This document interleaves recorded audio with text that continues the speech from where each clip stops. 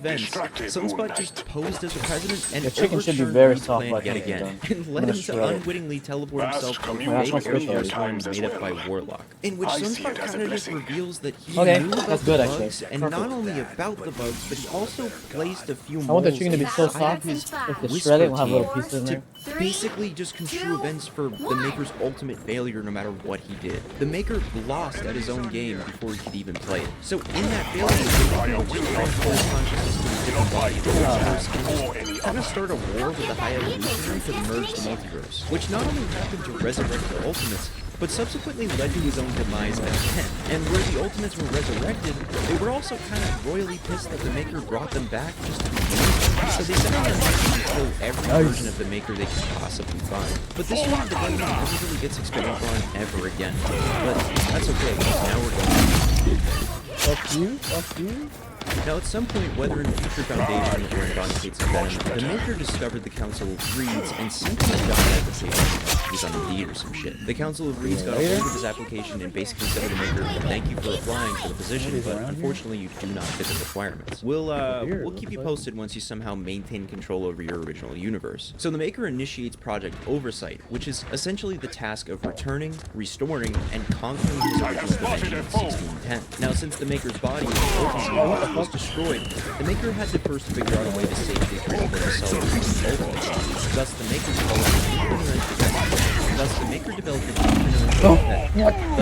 developed an interdimensional gateway to the Ultimate Universe. However, he lacked something to keep himself safe through the travel physically and mentally. So the Maker would create a damaged sample of the Venom symbiote from the Ultimate Universe, and hypothesized that if and when bonded to the synthetic symbiote, he could safely return to the Ultimate Dimension, but that it would only be possible if the synthetic symbiote were repaired. So the Maker hatched a plot to steal a sliver of symbiote from a symbiote dragon that had been frozen for millions of years. However, this went horribly wrong and set up a chain of events that woke up the goo god of darkness called Null. Through great effort and little time, the Maker would show up a few times to study Eddie Brock and any symbiote he could possibly come across to see if by some means he could combine both regular and synthetic symbiotes on his planet. Yet upon attempting to combine them, Null stole the sample and bonded to Cletus Cassidy, which thrust everyone into absolute carnage. The carnage is basically fucking everything up and hunting down people who have bonded with symbiotes in the past so that he can suck up I am ready to put on a show! Now, the Maker helps Eddie Brock develop a machine that can strip all of the juices from the juicer safely so but he doesn't do this to help Eddie. It's a heroic front to mask his intention of rallying up a bunch of codices so he can steal them all and merge it with his synthetic symbiote. So the Maker's like extracting these codices from him. And while he's doing this, he's supposed to be protecting Eddie's kid Dylan Brock and Normie Osborn, right? So when the Maker thinks he's alone, he unveils his helmet just showing off his pinhead. And the two of them just out loud go, "Ew, what the fuck? Why do you have a pinhead?" And the Maker's like, "Fuck these kids, man," and just tries to kill them, merging with the codices to become this scary blue spider creature. Now he merges with the codices so that he can bring them back to his home base to merge the synthetic with the real thing. But some heroes end up getting in the way by carrying napalm and burning him out fucking ending his story. Thank you for watching. Don't forget to leave a like.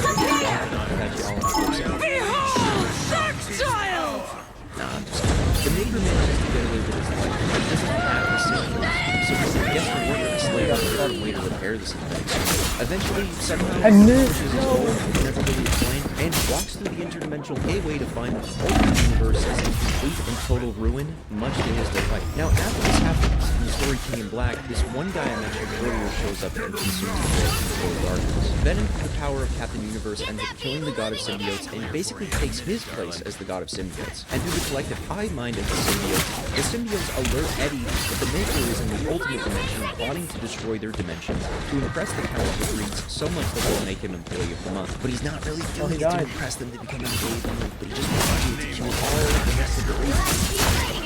With that, every year with the way to return from the Ultimate Universe to act as a soon, and that whatever he has planned will be worse than anything they've ever faced before, which leads us into Ultimate Adventure.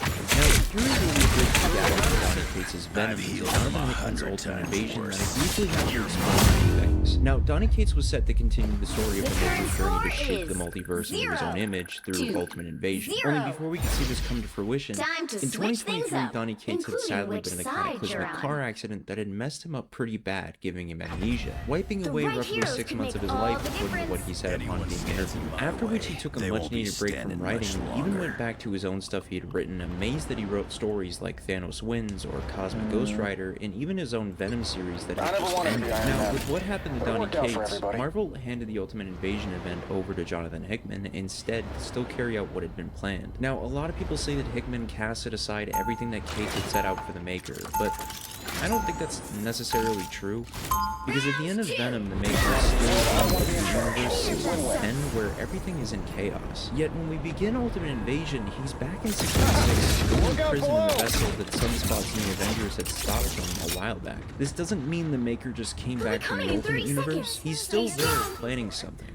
Or maybe he isn't.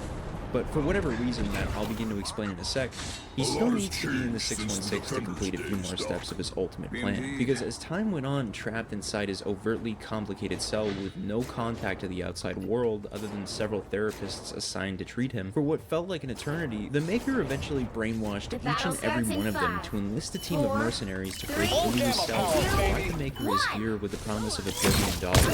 Assembling his gear, instead of honoring his word, he instead worked the mercenaries' upon further investigation, Mr. Fantastic and Black Panther discovered that the Maker has escaped, and God only knows where he's been. T'Challa even says to Reed that he's the smartest man in the universe, and now there's an evil thing that has loose in this world. Where could the Maker go?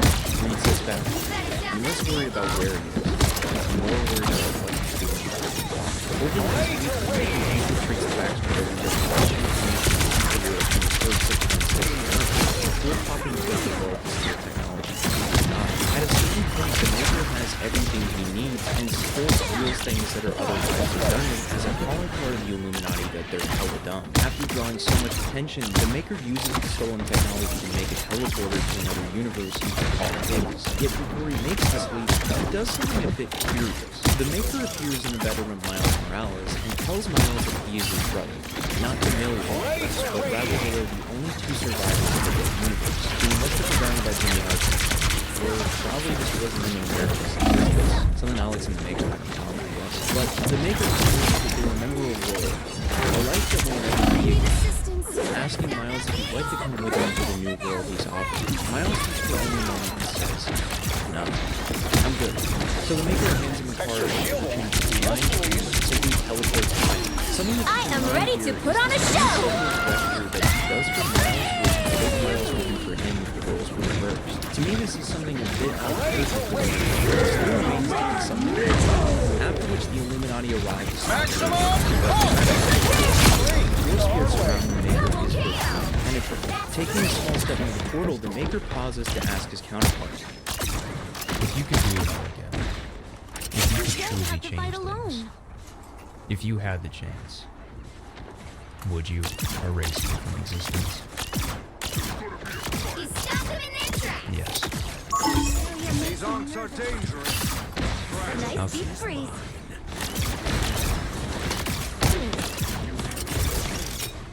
Full gamma power, baby. Feeling sharp. Anyone saying fireworks? when the Maker walks through the gateway, he arrives in an entirely new dimension called 6160, a world incredibly similar to the 616, in which we're in the past hovering over a young Peter Parker and Liz Allen at a science exam. While here we all know what's about to happen. Peter's going to be bitten by that spider, trickling down slowly, leading him to overwhelm the spider. The Maker steps in right before us, and is smacking the spider. And what the Maker says right after that is incredibly important. The Maker has just been Spider-Man than ever be, and he says to this younger Peter that such a little thing like a spider is. But science can be who knows what reaction you might have had if it had bit you. Maybe something wouldn't happen, or maybe something would. No real way to know. And we said, as as insignificant these instincts have seem, there's no small measure of responsibility. And who really wants to live in a world where men and beasts do nothing? Smiling like the spider meant to turn Peter into one of the greatest superheroes on Earth has just extinguished the idea of Spider-Man from ever being. And in my own theory, killed the heart of this world in a split second. The only way I can explain the thought process. Judge! Jury! Executioner! Oh, they found Captain America. He's a hero who will always do the right thing, no matter what. He inspires other heroes around him to be better all the time. If I can relate it to anything, it'd be like Kick-Ass, where he starts out as the only vigilante trying to just do the right thing because no one else will. And that snowballs into a bunch of people who Kick-Ass into becoming superheroes of their own. The Maker, in my eyes, doesn't take out Spidey first because of his strength or intelligence.